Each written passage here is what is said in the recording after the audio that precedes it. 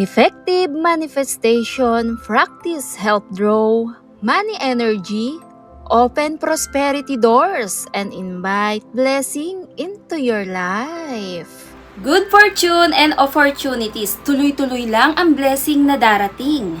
Unang-una ang kakailanganin natin ay clear jar. Dito nga sa clear jar, kailangan mas maliit lamang.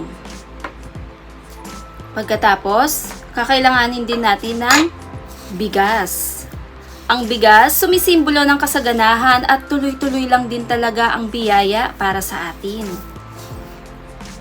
Pagkatapos, gagamit tayo ng dahon ng laurel. Isang magical at iba rin talaga ang dala nito. Kasama na rin ng barya. Barya, kahit anong barya, pwede nating ilagay. At dito nga, unang-una, ilalagay natin ang bigas. Dahan-dahan lang ilagay dahil maliit ang ating jar. Kailangan wag sobrang apaw, tamang-tama lang doon sa ating paglalagyan nito. Kahit mga garapon na maliit ay pwede nating gamitin. Ayan siya. Pagkalagay ko nito, kumuha lamang tayo ng barya. Kahit ilang pirasong barya ay pwede natin ilagay. Ilagay lang natin to dito sa loob ng ating jar. Kasama na rin ng magical na dala ng dahon ng laurel. Tuloy-tuloy ang blessing at biyayang darating lalo na sa loob ng ating tahanan.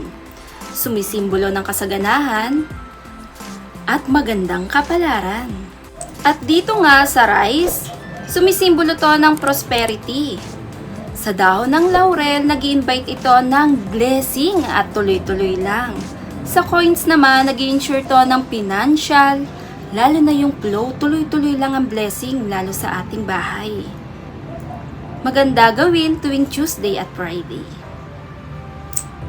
Napakasimple ang biyayang darating para sa atin.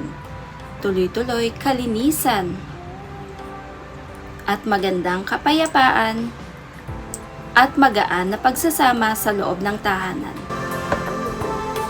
Follow, subscribe for more tips.